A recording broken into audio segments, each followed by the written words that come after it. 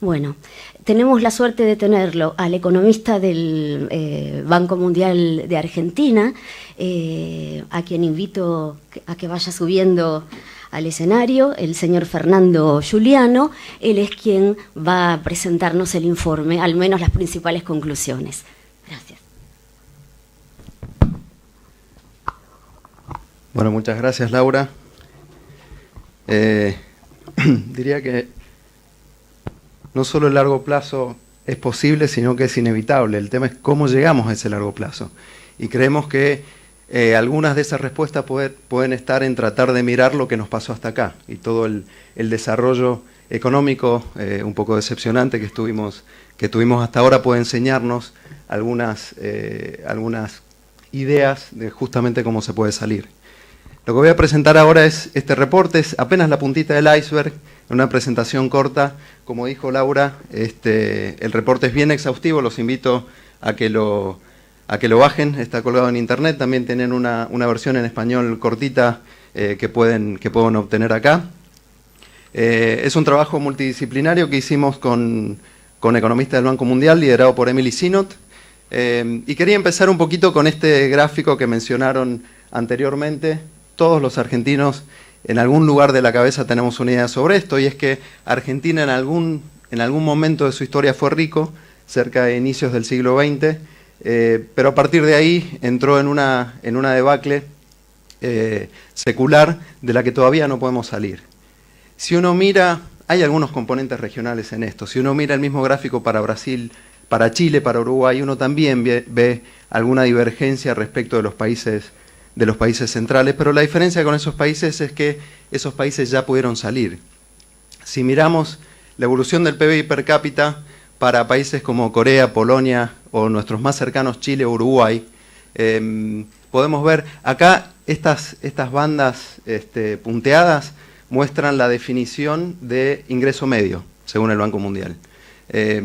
Ahí podemos ver cómo países como por ejemplo Corea atravesaron por el ingreso medio sin ningún problema, lo hicieron muy rápido. En apenas 10 años pasaron de ser un país pobre a ser un país rico. El ingreso medio fue un estadio que ni siquiera duró una generación.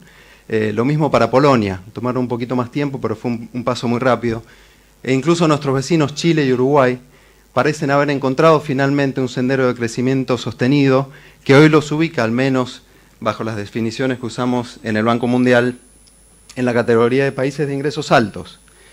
Pero por otro lado ahí está Argentina.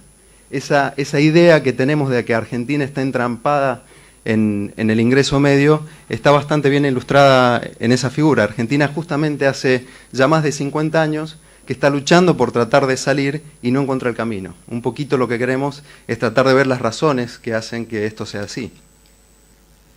Y esto un poco ilustra el argumento de Yesco de estas tres características fundamentales que creemos que tiene Argentina, que por algún motivo se conjugaron de una manera nociva para el desarrollo de largo plazo del país, pero que creemos además que no es inevitable. No son características que per se sean malas, de hecho son buenas. Es bueno tener demandas sociales, muchos recursos naturales, es bueno que provincias ricas y pobres se hayan juntado en una república federal, pero en Argentina, por determinadas cuestiones particulares, se generaron dinámicas, que un poco explicaba Yesco, que determinaron que el desarrollo haya sido tan decepcionante. Y un poco los resultados de ese desarrollo decepcionante o de esas dinámicas nocivas que se generan entre las demandas sociales de una sociedad que demanda mucho gasto y que muchas veces ese gasto se financia con las rentas agrarias gracias a esos altos recursos naturales que además aumentan esas presiones por el particular tipo de federalismo argentino. Muchas veces este tipo de tensiones se reflejan en la volatilidad macro que tiene Argentina. Una forma de mostrar la volatilidad es preguntarse cuántos años o qué porcentaje de años cada país pasa en recesiones. Y si hacemos ese análisis desde 1950 hasta acá, vemos que Argentina, que es esa barra anaranjada, es el segundo país, después del Congo, que más tiempo pasa en recesión en el mundo, que más tiempo pasó desde 1950 hasta acá, pasando el 32% del tiempo, es decir, 1 de cada 3 años aproximadamente, Argentina está en recesión. Es imposible pensar en crecimiento de largo plazo con estos números. Cuando uno mira a los vecinos de Argentina en este aspecto, en ese gráfico son Irak, Siria, Zambia, países con un nivel de vida mucho más bajo, con un ingreso per cápita mucho más bajo que Argentina. Es decir, Argentina tiene una volatilidad que es muy poco frecuente, que de hecho no es frecuente para países de su nivel de ingreso. Ahora, esta volatilidad económica también se ve reflejada en volatilidad política. Solo para ilustrar, la legislación tributaria cambió 80 veces en los últimos 30 años. Las normas fiscales y presupuestarias en Argentina cambiaron 14 veces en los últimos 20.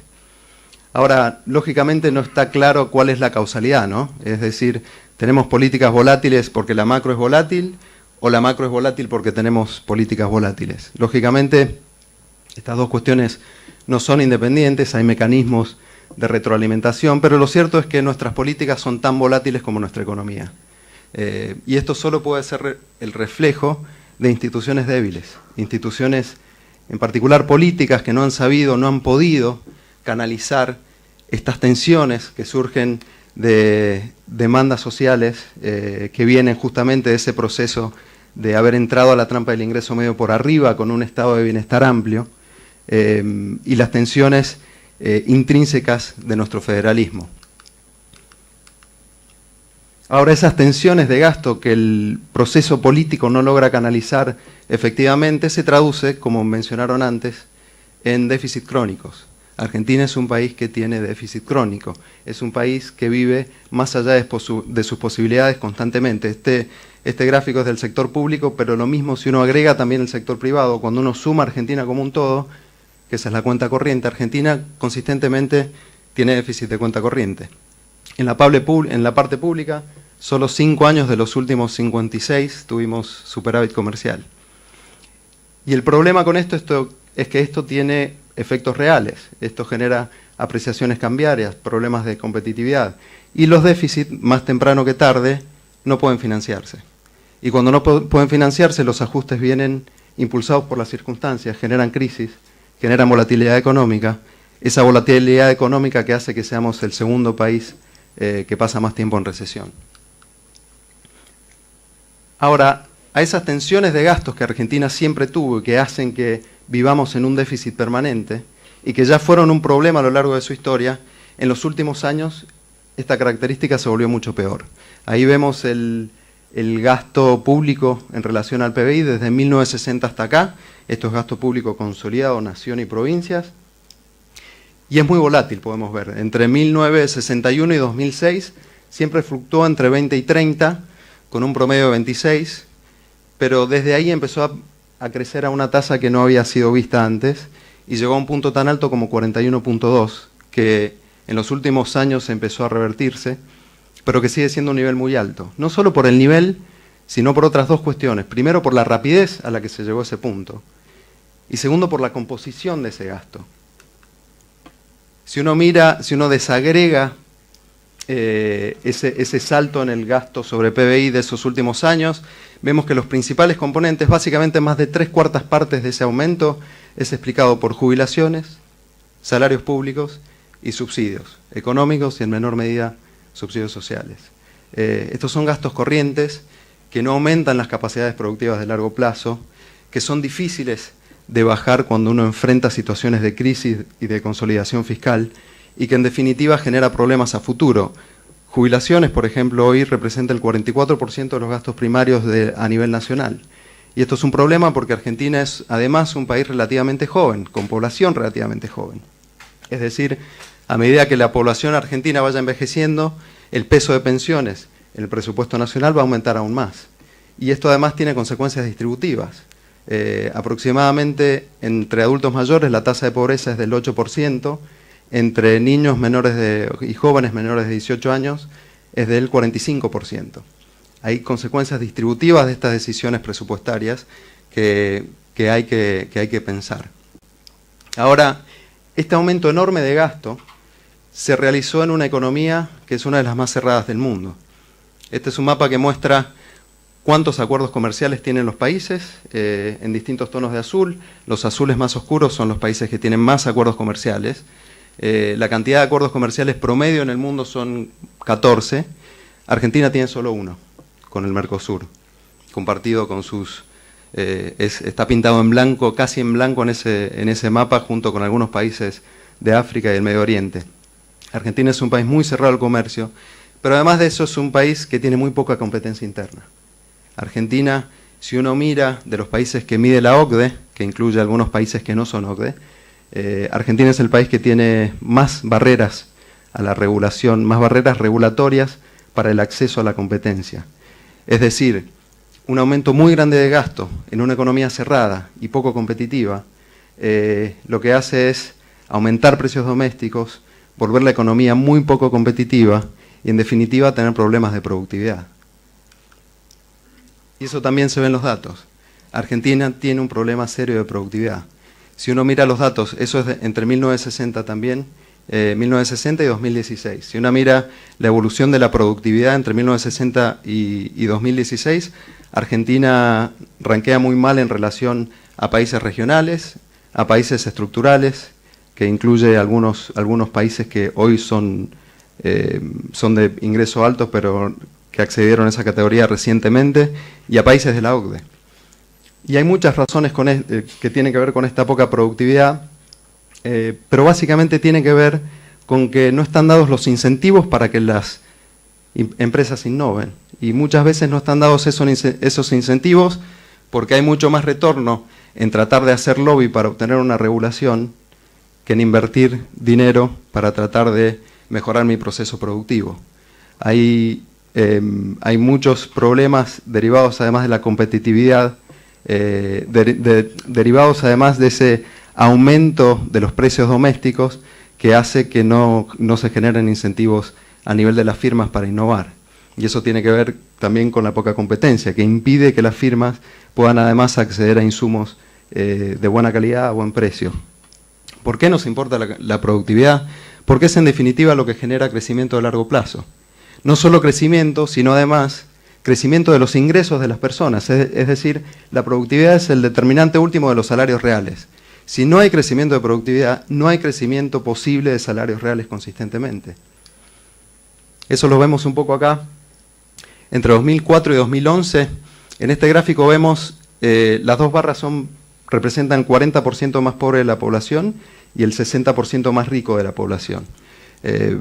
Vemos cómo variaron los ingresos en esos dos grupos de personas entre 2004 y 2011 y también cuál fue la principal fuente de esa variación de ingresos. Podemos ver que entre 2004 y 2011 efectivamente crecieron mucho los ingresos, tanto para los más pobres como para los más ricos, de hecho más para los más pobres, y que el principal motor de ese crecimiento fueron los ingresos laborales. Los ingresos laborales siempre son los que van a tirar de carro en el largo plazo. Ahora, esto se quedó en el corto. Si vemos lo que sigue después, esos ingresos laborales, porque esas ganancias de productividad no estuvieron ahí, no fueron ganancias genuinas, esos ingresos laborales a partir de 2011 tiran la distribución del ingreso para abajo. Claro que eso se compensa un poco con pensiones, pero si ustedes miran el tamaño de las pensiones en general, es chico en relación a lo que te puede dar el aumento de los salarios reales.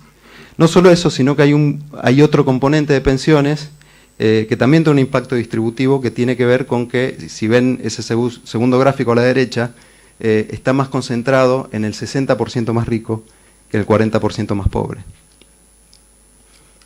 Ahora otra cuestión, pasando un poco de tema, otra cuestión clave para la distribución y para la integración social y también para la productividad de largo plazo es la educación. Y Argentina tiene un problema muy serio de educación. Este es un gráfico de los resultados PISA en matemáticas, y como pueden ver Argentina está muy a la izquierda, es uno de los peores países en ese sentido, pero hay algunas cifras más simples que muestran realmente la gravedad de la situación. A los 15 años, 2/3 de los chicos argentinos no puede hacer problemas matemáticos básicos, y la mitad de los niños que no son niños, son ya jóvenes, tienen problemas de lectocomprensión básicos. Además, esto impacta en la productividad futura. Según el índice de capital humano que realiza el Banco Mundial, un niño que nace hoy en Argentina, dadas las condiciones educativas y las condiciones de salud, solo podrá alcanzar en su futuro adulto el 60% de la productividad que tendría si pudiera alcanzar a sus pares en términos educativos. Las pérdidas de productividad de esto que se implican de este gráfico son enormes, pero no solo de productividad, sino todo lo que tiene que ver con inclusión social, movilidad, etc. Y finalmente, pero no menos importante, la parte de capital natural. Como decíamos, Argentina tiene una abundancia de recursos naturales que muchas veces ha financiado estas tensiones permanentes entre las demandas sociales y el federalismo desigual argentino, pero no van a estar ahí por siempre. No podemos matar la gallina de los huevos de oro. Argentina tiene, esta es una sola forma de mostrarlo, pero Argentina tiene muy poco bosque, en particular muy poco bosque nativo, pero además ha sido el país que más ha disminuido su cobertura de bosque nativo entre 1990 y 2014. Y esto tiene implicancias no solo para cuestiones netamente ecológicas de biodiversidad y demás, sino que además tiene implicancias importantes en términos económicos. El mal manejo de suelo tiene implicancias en términos, por ejemplo, de inundaciones, que tiene efectos muy grandes en términos del PBI, y también tiene implicaciones distributivas. Muchas veces, cuando las inundaciones llegan a las ciudades, afectan desproporcionadamente a aquellos que menos tienen. Hasta ahí un poco el diagnóstico, si se quiere, un poco las consecuencias de estas tensiones que se generan a partir de estos distintos tres factores que tiene la Argentina y que nos han llevado hasta acá. Ahora, una vez que llegamos a este punto, la pregunta es, ¿qué hacemos ahora? ¿Para dónde vamos? ¿Cómo podemos hacer para que a partir de ahora esas interacciones viciosas se vuelvan virtuosas y podamos, como nuestros vecinos, entrar en senderos de crecimiento más sostenidos, más igualitarios y cuidando el medio ambiente? Y para hacer este ejercicio de tratar para dónde vamos, hicimos un ejercicio de priorización en el que sentamos a la mesa distintos actores de sociedad civil, empresarios, gente del gobierno, legisladores, académicos, y tratamos de hacerles esta pregunta: ¿y ahora para dónde vamos? Pero con la premisa de basarnos en evidencia, porque también notamos que muchas veces las percepciones de lo que pasa están un poco viciadas y realmente se riñen con la evidencia empírica. De ese ejercicio de priorización sobre muchas áreas, las agrupamos en 4 grupos: el equilibrio macrofiscal, la integración al mundo, la inclusión social y la protección del medio ambiente. En lo que viene voy a mostrar un poquito y vamos a tratar de cuantificar el efecto que tendrían reformas prioritarias en esas áreas dentro de cada una de esas áreas. Voy a mencionar solo algunas dentro de cada una de estas categorías. Los invito a que lean el reporte completo, que es mucho más rico. En términos de equilibrio fiscal, la prioridad número 1 fue, en base a estas consultas con distintos actores, poner la casa fiscal en orden. No hay demasiado que justificar por qué, pero un contrafáctico de qué pasaría si Argentina hubiera tenido, si Argentina hubiera tenido un poco más de equilibrio fiscal, lo suficiente como para tener la volatilidad macro que tiene Uruguay, por ejemplo, que tampoco fue un país poco volátil, que pasó el 20% del tiempo, nosotros el 32%, Uruguay pasó el 20% del tiempo en recesiones desde 1950 hasta acá. Haciendo un ejercicio de decir qué hubiera pasado si tuviéramos la volatilidad de Uruguay, podríamos crecer 0,5 puntos porcentuales más en promedio por año. Es un número enorme. Y estas son las cosas que están sobre la mesa. Por otro lado, dentro de integración al mundo, las 2 áreas prioritarias son avanzar en la firma de acuerdos de libre comercio y el avanzar en la agenda de competencia doméstica. Y también acá los números son enormes, las ganancias potenciales son muy, muy grandes. Un tratado de libre comercio entre el Mercosur y la Unión Europea, según nuestras estimaciones, aumentaría las exportaciones un 80% hacia 2030. Y las ganancias en términos de aumentos de competencia interna también son enormes. Y la mayor competencia en los precios de algunos alimentos, es decir, si la competencia argentina tuviera los niveles de competencia que los países del Pacífico, de la Alianza del Pacífico, podríamos tener bajas en los precios de algunos alimentos de entre el 35 y el 50%. Estos son los números para tener un poco una idea de magnitud de lo que estamos hablando. En términos de inclusión social, la prioridad número 1 que surgió de todos estos ejercicios, y no solo en términos de inclusión social, sino a lo largo de todas las prioridades, es educación, con una buena razón. Para poner también un número en esto, aumentar las habilidades cognitivas, estimamos que aumentaría la tasa de crecimiento en 0,66 puntos porcentuales por año.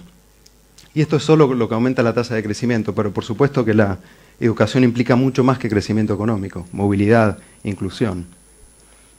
Por otro lado, hay otros temas de inclusión no relacionados con la educación, como por ejemplo las cuestiones de género, fomentar la participación femenina en la fuerza laboral. Si igualamos la participación femenina a la participación masculina, eso te subiría el PBI durante ese proceso de transición 1 punto porcentual por año. Son números enormes. Y finalmente la protección del medio ambiente. Así como muchas veces los economistas decimos que para crecer no podemos comernos el capital, si uno se come el capital después no va a poder crecer, pasa lo mismo con el capital natural. Si no cuidamos el medio ambiente no vamos a poder seguir apalancándonos en ellos para entrar en un sendero de crecimiento sostenido. Como mencionó Yesco, se estima una pérdida del 8,11% del PIB por causa de degradación del capital natural. Y esto podría mitigarse enormemente solamente con mejores prácticas agrícolas y con cortar con la deforestación. La diversificación de matriz energética también es un punto prioritario y es un punto que tiene muchísimas ganancias. Solamente energías renovables, que en Argentina tienen muchísimo potencial, permitiría atraer inversiones en los próximos 3 años de hasta 5,5 mil millones de dólares. Además, el 78% de esas inversiones son del sector privado. Es decir, energías renovables es uno de los pocos sectores en Argentina que es capaz, independientemente de la volatilidad que tenemos, que es capaz de atraer grandes números de inversión extranjera internacional. Y ahora un poco para terminar y darle paso al panel, en el cual van a escuchar de gente que sabe en serio de estos temas, les puedo contar que el desafío para adelante es grande, pero que muchos países han encarado este tipo de reformas de manera más o menos exitosa.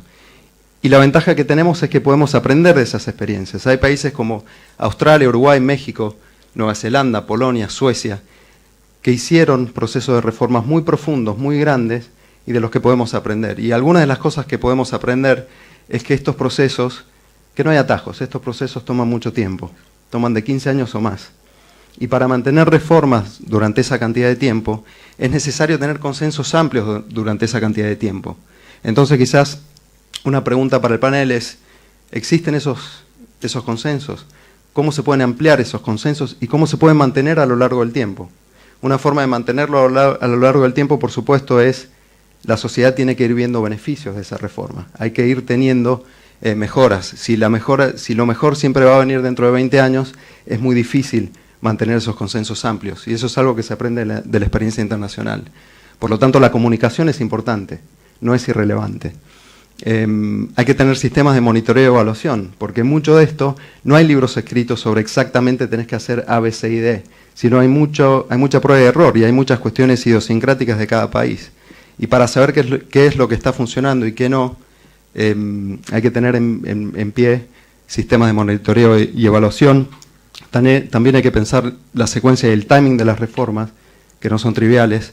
Y un tema no menos importante es la protección de los más vulnerables, porque todos estos procesos, indefectiblemente, incluyen gente que tiene más beneficios que otros. Y la gran pregunta es cómo hacer para compensar. Y la experiencia internacional es que eso se puede hacer hasta un punto, que muchas veces es difícil que los perdedores de esas reformas, perdedores entre comillas, puedan compensarse totalmente. Entonces hay que realmente pensar cuáles son las mejores estrategias. Y de nuevo me parece que esta es una pregunta relevante para el panel. Sin más, no los molesto y los dejo con los que saben. Muchas gracias.